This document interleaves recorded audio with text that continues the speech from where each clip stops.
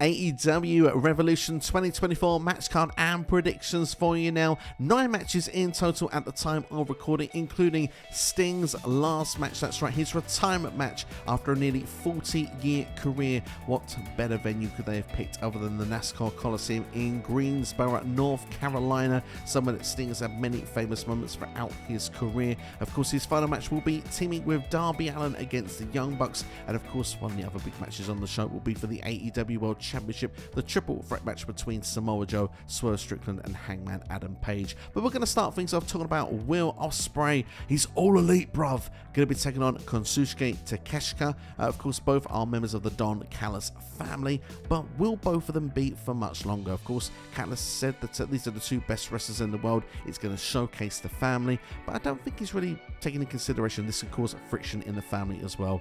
Will Ospreay now is fully all elite, as I say, going forward. I think he's going to be a babyface in the company as well. I think that he'll pick up the victory in this match, and I think it will cause friction in the Don Callis family, eliminating Will Ospreay from the group, kind of like they did with Sammy Guevara, but with a wrestler that's a lot more popular now in Will Ospreay at this present moment. So I think Ospreay hopefully can take Carl Fletcher with him as well. Maybe Mark Davis comes back. They can have a United Empire style group in All Elite Wrestling. Would be quite fun to see. I just think Ospreay doesn't need to be in the Don Callis family, in my personal opinion, but I expect this match to be fantastic. I'm really looking forward to it. A great way to bring Will Ospreay into AEW full-time, but going against Takeshita, who's had some great performances as of late against the likes of Darby Allin, Kenny Omega, the list goes on. So yeah, should be a great match, but I think Will Ospreay will win, and I think, well, ultimately, it'll end up being him being kicked out of the group as well. For the Continental Crown Championship, of course, the Triple C, we've got Eddie Kingston defending against Bryan Danielson. Of course, if should Kingston win this match, Bryan Danielson has to shake the hand of Eddie Kingston. Respect will come into play. These two have been rivals for what feels like the longest time, going back to Ring of Honor days. It's all about respect, this one, and even though Eddie Kingston could win that Continental Classic, it feels that Danielson is still not quite giving that respect. Danielson did get the victory over Kingston in the 6-man tag match on Dynamite this past week, so by 50-50 booking standards, not that AEW necessarily does that, but it's my method how I see things playing out for pay-per-views. I think Kingston will pick up the victory here, although I could see Danielson with that championship. I think Kingston has made it his own at this moment. It's unique to him, and I think that he should pick up the victory, and I think Danielson should shake his hand. Other members of the Blackpool Combat Club will be in action. John Moxley and Claudio Castagnoli will be going against FTR. Of course, this has been building on Collision for a while. There was a tag team match on Dynamite, but of course that led to a time limit draw, so I think we will get a decision here on this show. I'm going to go for Moxley and Claudio to pick up the win, mainly because FTR, they've been in and around the championship picture for a long time. They've sort of faded out in the last couple of months. I think it's time for someone else to have a turn. I think Moxley has been for the International Championship, the World Championship. I think a tag team run could be interesting for him and Claudio right now. So for me, I'm going to go for them to pick up the win. We'll follow that up with the AEW International Championship, Orange Cassidy against Roderick Strong. Of course, Strong will probably be with Taven and Bennett as well, of course, of the Undisputed Kingdom. Is it me, or is the Undisputed Kingdom kind of falling flat since the big reveal?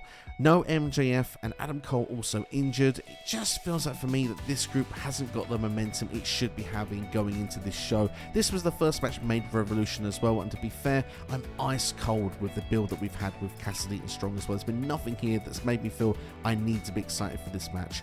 Thankfully, both of these are incredible performers, so this match is going to be awesome. It's just the fact that the build to it has been lackluster.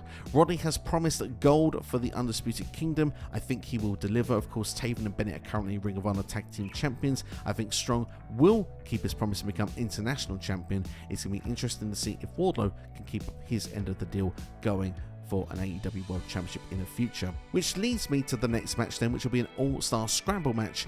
8 competitors, and of course the winner will receive a future AEW World Championship match. We've got Chris Jericho, we've got Wardlow, we've got Powerhouse Hobbs, Lance Archer, Hook, and Brian Cage. Now there are 2 vacant spots, and a spoiler coming in now, so if you want to not know, you need to skip ahead, but it will be revealed on Rampage and Collision.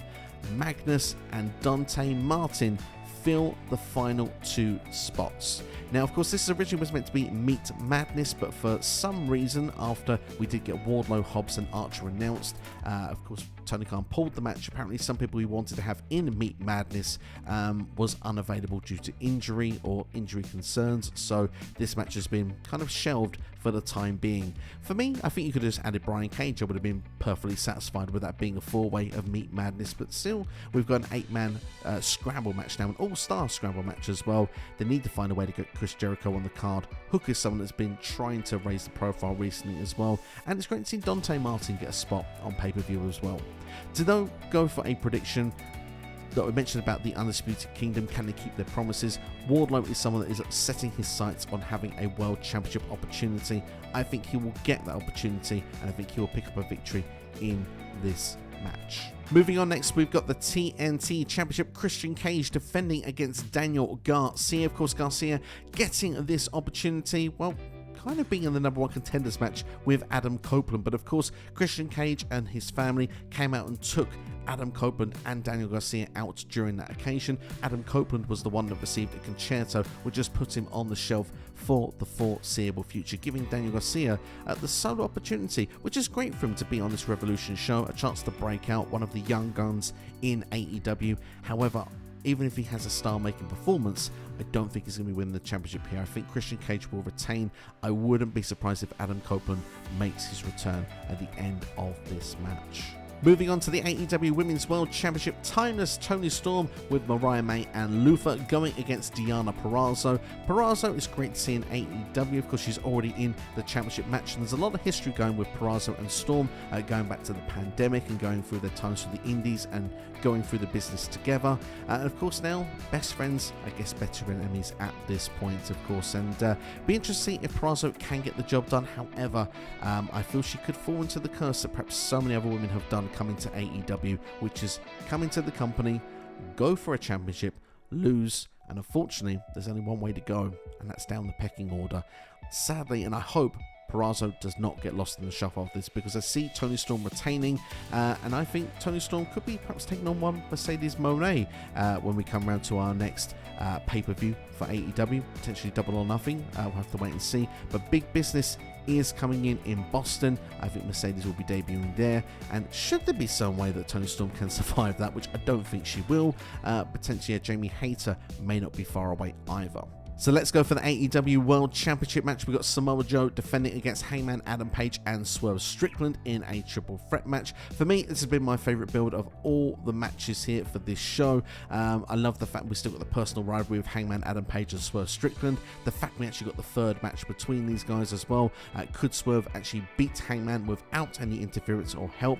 Well, he would have done if the clock hadn't expired. Yes, another time limit draw between these guys. And of course, well, with the rankings being back as well, both of them had the same ranking. It was seen that Adam Page was actually the number 1 person, so he was upset when Tony Khan announced this would be a freeway. But in the process of doing that, we've kind of got a Hangman Page heel turn coming on and a Swerve Strickland face turn happening, the good old double turn, which has been executed perfectly, which is weird since Swerve Strickland has broken into Adam Page's home and actually done a promo whilst over the crib of Adam Page's child. It just seems a bit weird that people are chanting for Swerve Strickland of the two, but hey, it's 2024, it's wrestling, it's bonkers. It's what it is, basically. Samoa Joe has been dominant so far, but it's going to be interesting to see with 2 top challengers what's going to happen moving forward. To be honest, I'm going to say that this is the one match I've got no clue how the ending is going to be. I'm not confident on either 3 walking out as the champion, but I could see all 3 walking out as the champion, if you know what I mean. Samoa Joe's just won the championship at World's End. It feels a bit soon for him to drop the championship, in my opinion. However, he doesn't need to be involved in the decision. Hangman Adam Page could be the fun one, because if he was to walk away with the gold with this new heel turn as well and a new lease of life, it could build to a Swerve Strickland Hangman Adam Page finale at Double or Nothing, and that could be very interesting for the AEW World Championship. However, Swerve is very warm with the crowd right now, with the Prince Nana dance, with Swerve Strickland just himself and his match quality that he's having, and he's been beating some big names as well in AEW in the course of the last sort of 4 to 6 months or so. So to be fair, you know, strike the iron when it's hot. Is it the right time to put the belt on Strickland? I think for many people predicting, they will say that it is. For me, I think the right move is Page to win and Strickland to win it a double or nothing. However, I'm not sure how it's going to go down. A part of me feels that if Wardlow gets a championship match, of course there was collaboration with Samoa Joe, of course, in that build that was going on with MJF. So Wardlow versus Joe could be a match that makes sense. So I'm going to predict Samoa Joe to win and Page and Swerve to actually finish their program without a championship at double or nothing. That could lead it to a #1 contender, for example, for around Forbidden Door time, and perhaps then that could be potentially a place that Swerve could win the gold. It's main event time. It's Sting's final match. This should close the show. Sting's retirement match. Him and Darby Allin, AEW World Tag Team Champions, defending against the Young Bucks. Matthew and Nicholas Jackson, the EVPs that have gone full-on corporate with their latest heel turn. And to be fair, it has been quite entertaining to watch in places as well. Ric Flair has been, of course, with Sting on the retirement tour, although not enough for his liking. There was a moment where it looked like he was going to align with the Young Bucks, only to turn on them this past Wednesday on Dynamite. To be fair, I'm going to say that I think that with the stipulations been given to this match, it's a tornado tag team match. It should be really good as well. I think the fact that all men will be in the ring at the same time means that Sting does have a proper final match. There are 3 people around him that keeps him protected at his age as well. Like I say, he's been wrestling for nearly 40 years. I'd like it to be a match that goes through the crowd, goes through the balconies. The famous hits one more time for Sting for one final match, I think, will be great. And to honestly give a prediction, look, Sting is the legend. Sting is the one retiring. It makes most sense here for him to be the one to take the pinfall. I think the Young Bucks should walk away the AEW Tag Team Champions. And I said what I wanted earlier on was Page to win the AEW World Championship, with him and the Bucks actually walking away with the gold. Almost feels like, instead of the elite, kind of feels like a heel elite almost at this point with these guys, with their new fresh heel characters going forward. But I mean, the way that it could be done could be very interesting. Could Darby turn on Sting? Could Ric Flair turn actually on Sting? Was it a ruse on Wednesday? The fact that it's actually for the Bucks to show that, you know, I'm not on your side here, but actually on your side on the pay-per-view, giving a full sense of security for Sting and Darby, could be something they could do. I would not be surprised if Ric Flair turns on Sting and does a WrestleMania 24 instead of actually Shawn Michaels to him to Sting. Sorry, I love you. Land the blow. Let the Bucks do what they need to do and get the pinfall victory. I think that could be the way that this one could finish, and I think that when the smoke clears, when the Bucks are gone, when Flair is gone, I think there could be a moment where Sting stands in the ring on his own at the end of the show, and I think there could be a lot of love from Greensboro, and I think it will be a very emotional end to what will be hopefully a fantastic pay-per-view. But that's my predictions anyway for you. Let me know your predictions in the comments below for AEW Revolution. Are you looking forward to the show? Let me know. And if you are enjoying this video, then please consider hitting the like button, share with a friend as well. Subscribe if you're new here to the channel. Also, enjoy AEW Revolution. And yeah, keep an eye on the channel as well. Plenty of videos are consistently dropping on AEW, WWE, TNA, and much, much more. Thanks for watching. Take care. I'll see you for the next video.